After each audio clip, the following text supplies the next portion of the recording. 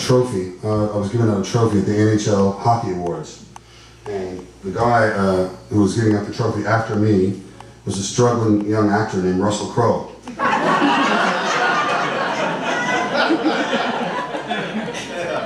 Who's gone on to great success lately, but I think he got his big break, and I think you'll agree, when he starred on The Republic of Doyle.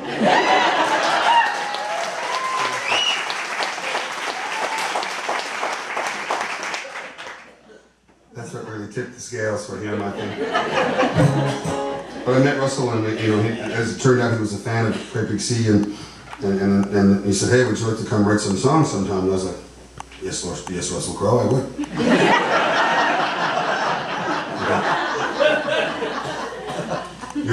You're the freaking gladiator. Yes, that would be.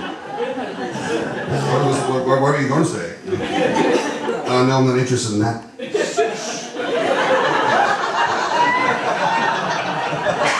No, and it was great. We've written about 25 or 30 songs since the very first song I opened up the concert with. Was one of the ones myself and Russell wrote, and it's been a great friendship and a great musical partnership, and just a wonderful sort of one of the many blessings, in my life to have, to get to run in that camp as often as I have. And Max, oddly enough, asked me for one of the songs that we wrote, and we recorded it for a record that I wrote and produced with Russell and his band in Australia, and a really cool record called My Hand, My Heart, I don't know, 6 or 7 years ago or something like that.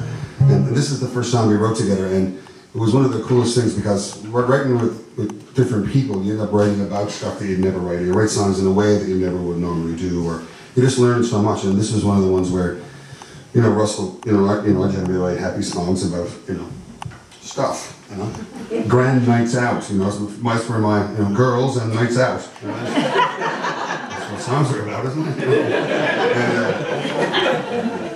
And Russell said, let's write a song. I was like, yeah, okay, cool. I want to write a song. I've only recently discovered that both my parents had a sibling that committed suicide. And I said, well, that's great.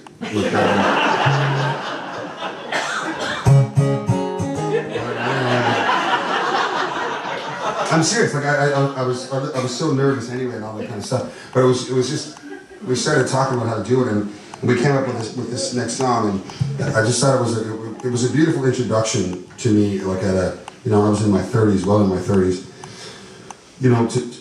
to open my eyes to how to do things a little differently. And so I'll send this one out to Russell and the gang wherever they are now. I just saw them for a while in Iceland. It was great fun. And so this is a song from the My Hand, My Heart record called Raewyn. So Raewyn was Russell's aunt, who, mom's sister, dad's brother, the connection that could have had with his family if he had, known earlier in life that his parents had this common tragedy amongst them.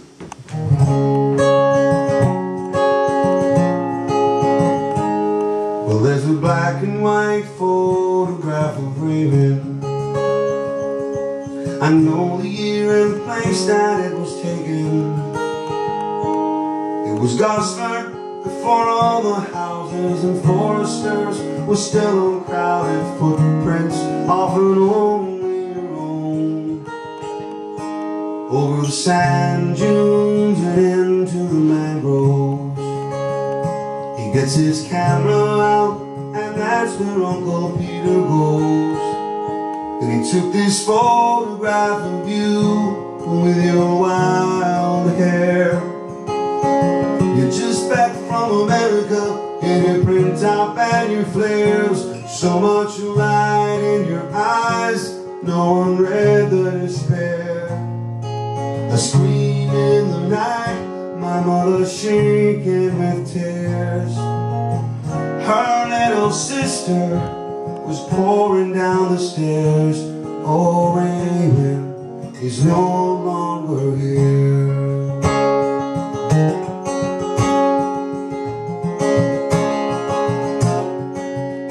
Well, how little do I know of the pain of my mother, if I'm now just thinking, if I lost a brother, how many nights has she lain awake shaken when I could have held her, shared the pain she had taken.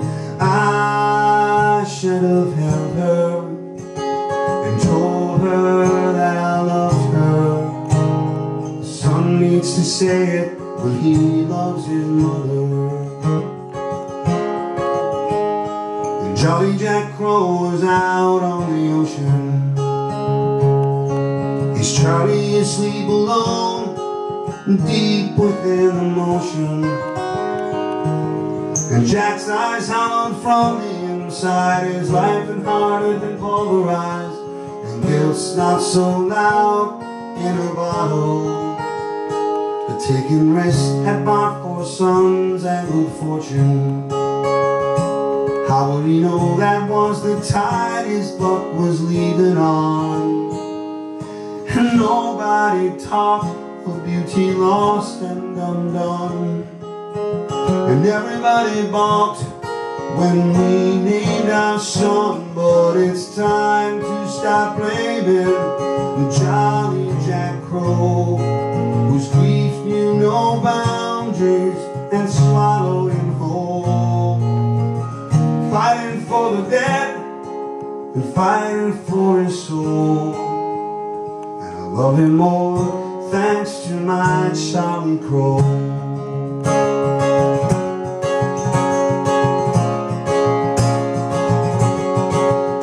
And how little do I know of the path of my father, if I'm now just thinking, if I lost a brother. How many nights has he laid awake shaking when I could have held him, shared the pain he had taken. I should have held him and told him that I loved him. The son and the father should always be talking.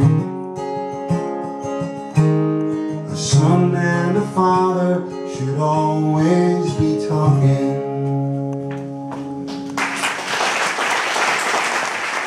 That's Raewyn.